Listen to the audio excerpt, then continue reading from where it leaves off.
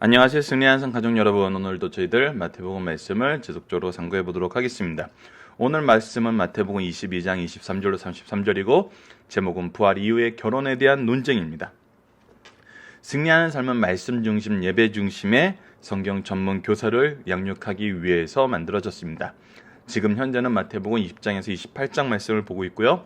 저희들 성탄절쯤에서부터 3월 마지막 주까지 예수님의 탄생과 부활하심을 통해서 우리에게 주시는 예수님에 대한 바른 지식과 이 안에서 우리가 누리게 되는 은혜의 특권을 상고한 부분으로서 바른 신앙인으로서 우리의 삶을 점검해 보고자 이 현재 마태복음을 연구하고 있습니다. 아시다시피 저희 승리하는 삶은 발행이신 박효일 목사님의 구속사로 조망한 성경 연속 강해집 마태복음을 통해서 편집이 되어 있습니다.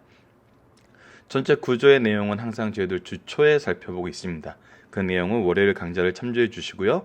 그 안에서 이번 주에 저희들 상고해야 될 부분은 이제 예수님께서 죽음과 부활로 나아가는 그 길내에 있습니다. 그 안에서 예수님께서 가르쳐 주시는 가르침이 있고 오늘 말씀과 내일 말씀까지는 예수님을 시험에 빠뜨리게 하기 위해서 올무에 빠지게 하기 위해서 시험하는 그 시험의 내용들로 구성되어 있고 그 이후에는 예수님께서 주시는 교훈의 내용으로 구성이 되어 있습니다. 어제부터 말씀을 통해서 우리가 이번 한 주 동안 상고해보자 하는 부분은 우리가 천국 백성으로 그리스도인으로 산다는 것은 어떤 삶인가, 그래서 혼인잔치의 비유와 세금에서는 저희들 순종을 강조했었습니다. 부활 이후의 결혼에 대한 논쟁은 바른 믿음입니다. 하나님을 아는 지식과 하나님의 능력을 아는 것이 우리에게 굉장히 중요합니다. 이것이 알므로 통해서 우리가 바른 믿음이 생기는 것입니다. 우리가 우리의 기준으로 하나님을 이해하려고 그러고 하나님의 능력으로 우리의 이해의 수준에서 제한하려고 그랬을 때는 하나님에 대해서 우리가 바로 알지 못합니다. 하나님은 제한이 없으신 분입니다. 그 능력에 어떤 한계가 없으신 분입니다. 그 말씀을 오늘 말씀을 통해서 우리가 깨닫고 우리가 믿지 못하는 근거가 되는 것이 하나님께서 주신 말씀이 이 말씀과 이 말씀이 서로 충돌되어서 이루어지는 것이 아니라 이 말씀에 대한 바르지 못한 이해, 이 말씀에 대한 바르지 못한 이해로 인해서 충돌이 일어남을 오늘 우리는 말씀을 통해서 깨달을 수 있습니다. 그래서 우리의 기준으로 이 말씀을 보는 것이 아니라 우리의 이해 틀 안에서 말씀을 보는 것이 아니라 말씀을 있는 그대로 받아들이는 것이 바른 믿음의 근거가 되면 우리가 오늘 말씀을 통해서도 깨달을 수 있습니다. 그래서 사람의 경험이나 사람의 이해보다는 하나님의 말씀이 있는 그대로 믿게 하시는 성령의 역사를 의지하는 것이 말씀을 보는데 가장 중요한 자세임을 오늘 말씀을 통해서 다시 한번 묵상하는 시간을 가졌으면 합니다. 자, 오늘 본문 말씀은 마태복음 22장 23절로 33절 말씀입니다. 부활 이후의 결혼에 대한 논쟁입니다. 부활이 없다는 사두개인들이, 부활이 없다고 얘기하는 사두개인들과 항상 반대되는 사람들은 누구였냐면 바리새인들이었어요. 이들하는 사람들은 경건주의를 얘기했었고 사두개인들은 엄밀히 말하면 제사장의 후손들이에요. 그래서 다윗 시대 사독의 계열의 그 제사장들의 후손들인데 이들은 현재 유대에서 어떤 모습을, 이스라엘에서 어떤 모습에 만족하고 사냐면 제사 제도가 잘 치러지고 있고 거기서 헌금이 많이 나온다는 것에 만족하고 사는 사람들이에요. 그리고 상당히 이성주의적이에요. 그래서 자신들이 이해할 수 없는 것은 이게 뭔가 이렇게 하나님의 말씀에도 자기네들의 이해에 충돌이 있다는 것은 과감하게 믿지 않는 자들이죠. 이 미스테리예요. 하나님께 제사를 지내는 자들이 하나님께 바른 제사가 아니라 거기서 헌금이 많이 나오는 것으로 만족하는 것도 참 안타까운 현실인데, 하나님께 예배드리는 사람, 하나님을 믿는 사람들이 하나님이 선언한 부활을 내가 이성적으로 이해가 안 된다고 믿지 않고 이것을 통해서 반목하고 있는 것이 미스터리인 거죠. 자, 이들은 바리새인들이 바리새인들이 지금 예수님을 시험하려고 그러다가 이기지 못하는 걸 보고 고소하게 생각하면서도 자기네들이 이 예수님을 이제 이길 수 있다면은 예수님도 무찌르고 바리새인들도 이길 수 있다는 그런 계산을 하고 예수님께 나와서 지금 이 문제로 예수님을 올무에 넘어지게 하는 거예요. 자, 이 내용을 봅시다. 선생님이요, 모세가 일렀을 때 분명히 모세가 일른 사실을 제시하고 있어요. 왜냐하면 모세는 하나님의 법을 처음 받아서 선언한 사람이고 모세의 오경을 토라라 그래서 율법의 기초로 보고 있거든요. 그래서 그 이후에 선지자들의 말씀을 이것이 하나님의 말씀인가 아닌가라는 구별하는데 무엇이 기준이 되었냐면 바로 모세의 글 기준으로 그것이 모세가 처음 받았던 하나님의 말씀과 충돌되지 않고 하나님의 뜻과 일치하면 받아들였고, 이것이 충돌되고 그것을 검증해 봤을 때 이것이 사람이 잘못 해석한 거나 잘못 주장한 것이라면 성경으로 받아들이지 않았었어요. 그래서 모세의 말씀이 기준이 되었었어요. 근데 모세의 말씀에 이 내용이 있다는 것을 이제 주장하고 있는 거예요. 사람이 만일 자식이 없이 죽으면 그 동생이 그 아내에게 장가들어 형을 위하여 상속자를 세울지를 하였나이다. 이것이 무엇이냐면 이제 계대 혼인법이라 그래요. 이거는 유대인들의 고대 사회에서도 존재를 했었고, 그리고 신명기 25장 5절에서 10절 사이에 이 내용을 분명히 선언하셨어요. 읽어드리겠습니다. 형제들이 함께 사는데 그중 하나가 죽고 아들이 없거든 그 죽은 자의 아내는 나가서 타인에게 시집가지 말 것이요, 그의 남편의 형제가 그에게로 들어가서 그를 맞이하여 아내로 삼아 그의 남편의 형제된 의무를 그에게 다할 것이며, 그 여인이 낳은 첫 아들이 그 죽은 형제의 이름을 잊게 하여 그 이름이 이스라엘 중에서 끊어지지 않게 할 것이니라. 무엇이냐면 하나님께서 주신 하나님께서 주신 그 기업이 지속적으로 유지될 수 있도록 계대 혼인법을 지켜라는 거거든요. 계속 읽어드리면, 그러나 그 사람이 만일 그 형제의 아내를 맞이하기를 즐겨하지 아니하며 그 형제의 아내는 그 성문으로 장로들에게 나아가서 말하기를 내 남편의 형제가 그의 형제의 이름을 이스라엘 중에 있기를 싫어하여 남편의 형제된 의무를 내게 행하지 아니하리다 할 것이요, 그 성읍 장로들은 그를 불러다가 말할 것이며 그가 이미 정한 뜻대로 말하기를 내가 그 여자를 맞이하기를 즐겨하지 아니하노라 하면, 즉 형의 아내에게 들어가서 그에게 상속자를 주는 것이 내가 원치 않는다고 하면은 그의 형제의 아내가 장로들 앞에서 그에게 나와 그의 발에서 신을 벗기고 그의 얼굴에 침을 뱉으며 이르기를 그의 형제의 집을 세우기를 즐겨하지 않은 자에게 이같이 할 것이라 하고 이스라엘 중에 그의 이름을 심 벗김 받은 자의 집이라 부를 것이니라. 이거는 굉장히 모욕이 되고, 그 안에서는 하나님께서 이것을 어떻게 생각하시는지는 창세기 말씀에 더 잘 드러나 있어요. 창세기 38장 7절로 10절을 보면은 유다의 아들들에 대한 얘기가 중간에 이제 나오죠. 우리 모세의 계보에서도 이 여인의 이름이 나오는 것처럼, 그래서 유다의 장자 엘이 여호와 보시기에 악함으로 여호와께서 그를 죽이신지라. 유다가 오난에게 이르되 내 형수에게로 들어가서 남편의 아우된 본분을 행하여 내 형을 위하여 씨를 잇게 하라. 오난이 그 씨가 자기 것이 되지 않을 줄 아므로 형수에게 들어갔을 때 그 형에게 씨를 주지 아니하려고 땅에 설정하매 그 일을 여호와가 보시기에 악함으로 여호와께서 그도 죽이시니. 그래서 다말이 아이를 얻지 못하게 된 그 상황에 놓였을 때 하나님께서 죽이시는 사건이 분명히 있었어요. 이것이 이만큼 엄미하신 계명이고 반드시 지켜야 되는 계명인데, 이때 이제 문제가 생긴다 이거예요. 25절이 그 문제에 대한 제시입니다. 우리 중에 칠형제가 있었는데 마디가 장가들었다가 죽어 상속자가 없으므로 그 아내를 그 동생에게 물려주고 그 둘째와 셋째로 일곱째까지 그렇게 하다가 최후에 그 여자도 죽었나이다. 즉 뭐예요? 계속 상속자를 있게 하려고 첫째가 죽자 둘째가 들어가고 둘째가 들어갔는데도 자식을 얻지 못하고 죽자 셋째가 들어가고 셋째도 자식을 얻지 못하고 죽고 들어가 일곱째까지 들어갔는데 결국 자식을 얻지 못하고 다 죽었어요.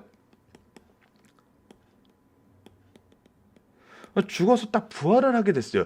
이랬더니 이제 문제가 생기기 시작한 거예요. 자, 첫째도 이 사람은 나이 아니에요. 둘째도 이 사람은 나이 아니에요. 셋째도 나이 아니에요. 일곱째는 이 사람은 나이 아닙니다라고 주장하게 된다는 거예요. 그러면 이것이 얼마나 난장판이 되겠냐는 거예요. 말이 안 되는 상황이 벌어지는 거란 말이에요. 하나님 나라에서 이런 일이 벌어질 수 있겠냐는 거예요. 그래서 부활은 있을 수 없다. 왜? 이런 무질서는 천국에서 이루어지면 안 되기 때문에. 다 살아난다면 서로가 서로의 권한을 주장할 텐데 그러면 어떻게 되겠냐는 거예요. 그러면 누가 도대체 그 사람의 아내라고 그 아내에 대한 권리를 주장할 수 있겠냐는 거예요. 이때 예수님의 답은 분명합니다. 예수께서 대답하여 이르시되 너희가 성경도 하나님의 능력도 알지 못하는 거로 오해하였도다. 너희들이 지금 이러한 주장으로 부활을 부인하는 이유는 뭐다? 성경도 하나님의 능력도 바로 알지 못함 때문이다. 왜 바로 알지 못했나요? 이들은 아까 부분에서 설명했던 것처럼 이성을 중시해서 이성으로 이해가 안 되는 건 믿지 않는 거예요. 즉 하나님의 말씀을 하나님의 말씀으로 받아들이는 것이 아니라 나의 기준으로 자의적으로 해석해서 적용하는 거예요. 이게 유대인들에게 너무 많이 드러남을 우리 마태복음 1장에서부터 지금 22장까지 오는데도 계속 확인했었어요. 하나님의 뜻은 구약에 예언된 뜻은 이것이고 구약에 예언된 메시아는 이런 분이고 예수님께서는 그 모든 것을 이루셨는데도 이들이 예수님을 거부하는 이유는 뭐예요? 내 기준으로 볼 때는 메시아는 이런 분이면 안 되는데 예수님은 내 기준하고는 안 맞아. 사두개인들이 대표적으로 이런 내용으로 잘못된 신앙생활을 하고 있다는 거예요.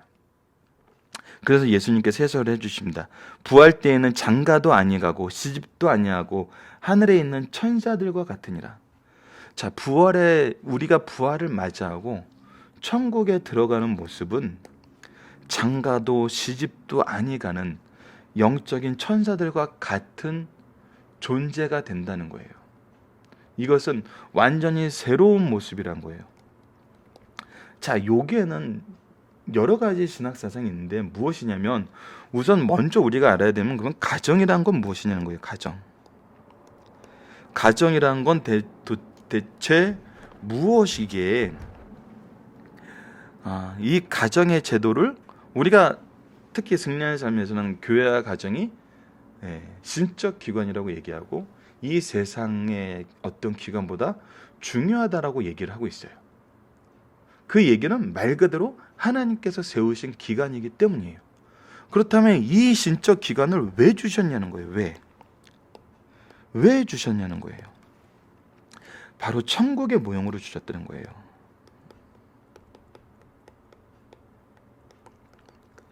창세기 1장과 2장에서 인간을 지으시고 특히 2장에서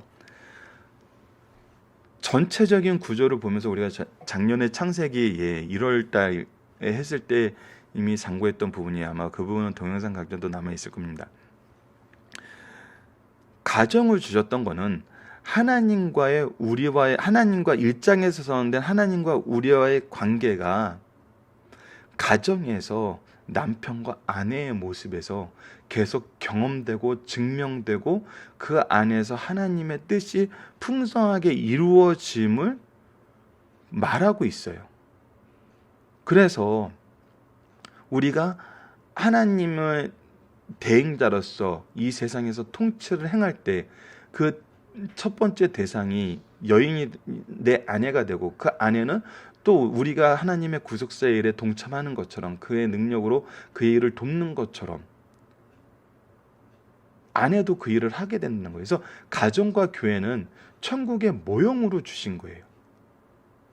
하나님과의 우리와의 관계를 가르쳐줘요. 교회도 그 동일하고요. 머리 대신 예수님, 모퉁이의 돌이 대신 예수님, 반석이 대신 예수님이 바로 천국에서 하나님과 우리의 관계를 예표적으로 보여주고 있다고요. 그러니까 이 사람들은 예표적인 것과 예표적인 것이 가진 현세적인 의미를 본체보다 더 크게 여기는 거예요. 이거는 히브리서에서도 굉장히 잘 나타납니다. 예수님을 알려주기 위해서 정해놓은 제사 제도와, 그리고 우리 이미 세례 요한의 제자들이 나와서 항해했던 이 금식 제도, 모든 것이 예수님을 예표하고 예수님을 알게 하고 예수님을 기다리게 하기 위해서 가르쳐 준 건데, 이것들 때문에 예수님을 거부하는 모습을 이미 봤잖아요. 이 사람들이 가지고 있는 사상은 이와 동일한 것입니다. 모형된 모습이 천국의 실제적인 모습보다 더 크고 그 본래 의미를 잘못 이해하고 있는 거예요.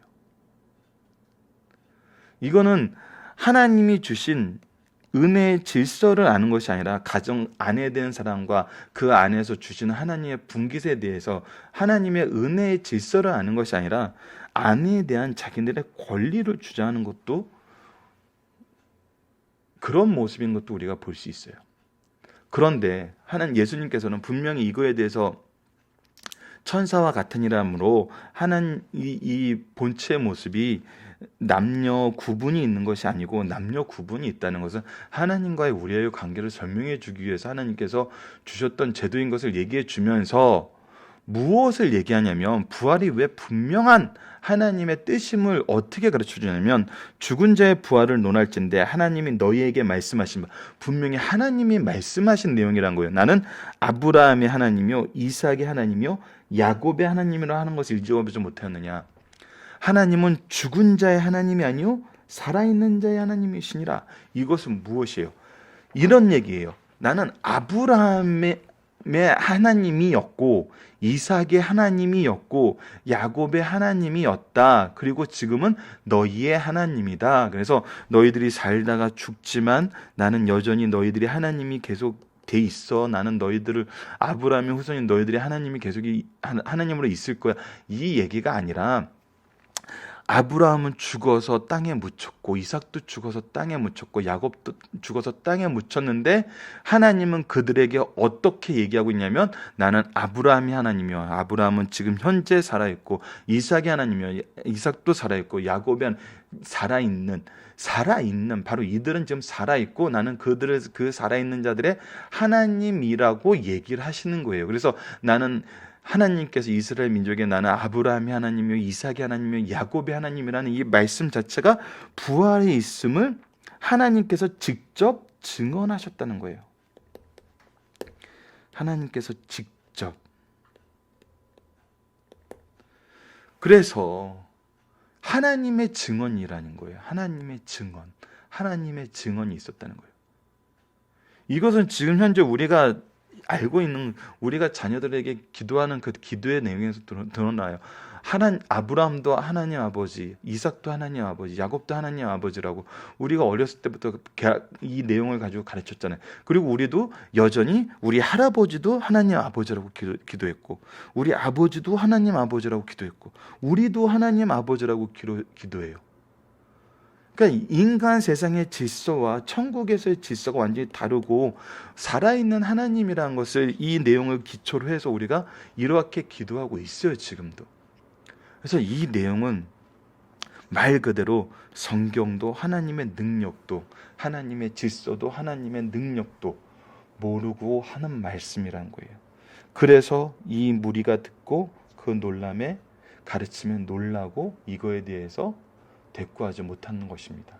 부활이 없다는 사두개인들의 부활을 믿지 못하는 이유는 무엇이었나요?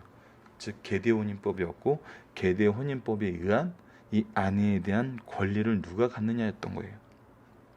사두개인들에 대한 예수님의 평가는 뭡니까? 너희들이 뭐다? 성경도 하나님의 능력도 알지 못한다. 이것이 문제예요.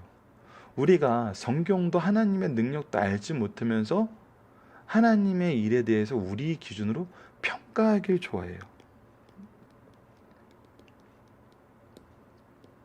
근데 하나님은 평가받으시는 분이 아니고 우리가 평가할 수 있는 존재도 아니에요. 유일하신 하나님이고 유일하신 주권자고 유일하신 창조주예요. 그의 진실하심을 증명해주는 내용이 성경에 잔뜩 기록되어 있고, 그의 능력과 그의 진실하심과 그의 계획이 이미 모든 것이 이루어졌음을 성경 안에서 우리가 확인할 수 있어요. 그래서 우리가 하나님에 대한 그 존재에 대한 반응은 어제 얘기했던 대로 순종과 바른 믿음이에요. 그러면 우리가 은혜를 경험하게 돼요. 하나님의 신실하심이 이 성경에 기록된 그대로였구나라고 인정하게 된다는 거예요. 이거에 대한 정말 깊이 있는 그 가르침이 있는 것이 바로 잠언이에요. 잠언은 이스라엘 민족의 부모들이 하나님 말씀대로 살았더니 정말 그러하더라는 그 증언의 기록들이에요. 자, 살아있는 자의 하나님이란 것은 어떤 의미인가요? 이미 하나님께서 아브라함, 이삭, 야곱 이 모두를 부활하셔서 현세에 존재하는 자로 그들의 하나님이 되고 동시에 너희들이 하나님이 된다는 거예요. 우리의 하나님이 된다는 거예요. 부활을 선언하신 말씀이라는 거. 이 내용을 기억해 주시기 바랍니다. 자, 중심 사상을 하나하나 확인하도록 하겠습니다. 이 땅에서 육을 가진 사람 중 예수님만이 부활과 내세를 바르게 가르칠 수 있다. 내세에 관한 바른 지식과 권세를 지니신 주님께서는 단순한 호기심을 불러일으키는 문제는 침묵하셨어요. 그러나 자신이 친히 죽으시고 부활 승천하심으로 모든 성도들도 우리 주님처럼 저 세계로 간다는 사실을 분명하게 가르쳐주고 있습니다. 예수님 외에는 이 부활을 가르쳐줄 수 있는 사람이 없고 내세를 가르쳐줄 수 있는 사람이 없어요. 그래서 예수님은 이 내용을 이 땅에서 가르치신 것이에요. 이게 정말 그리스도인들의 신비고 예수님의 하나님이 계획하심의 능력입니다. 사람들은 예수님을 올무에 걸려 넘어지게 하기 위해서 제시한 문제로 예수님은 진리의 핵심을 우리에게 가르쳐주고 있어요. 내세에서는 지상의 관계가 유지되지 않고 새로운 관계가 시작된다는 거예요. 유대인들의 일반적인 부활 신앙은 사람이 죽은 후에도 이 세상에서의 관계가 이어질 것을 믿었어요. 그들은 한 여인과 7 형제와의 관계가 어떻게 되겠냐고 질문해요. 그러나 지상의 가정과 교회는 하나님이 세우신 신적 기관이지만 이것은 어디에서만 지상에서만 유효한 제도요. 천국에 가면 다른 차원의 질서와 관계가 형성된다는 거예요. 즉 이것은 천국의 모형으로 우리에게 주셨다는 거예요. 이것을 모르는 증교 지도자 백성들은 성경도 하나님도 모르는 무시간 수쳤다는 것을 가르쳐줘요. 자, 3번입니다. 하나님은 시공을 초월하시는 분이요 이 세상을 떠나 인간들에게 산자의 하나님이 된다는 거예요. 이 말씀은 과거에도 살았던 아브라함, 이삭, 야곱은 이미 죽어 세상을 떠났지만 죽음으로 소멸되지 않고 저 세계에서도 지금도 살아있다는 것을 선언하신 말씀이란 거예요. 하나님은 지금도 그들의 하나님이시라는 거예요. 죽은 자에게는 죽어서 영원히 끝났다면 그들에게 하나님이 무슨 의미가 있겠어요. 근데 그들이 살아있기 때문에 그들에게 하나님이 된다는 거예요. 하나님이 그들을 살리셨다는 거예요. 그들과 교제한다는 거예요. 여전히 그들과의 관계가 유지되고 있다는 거예요.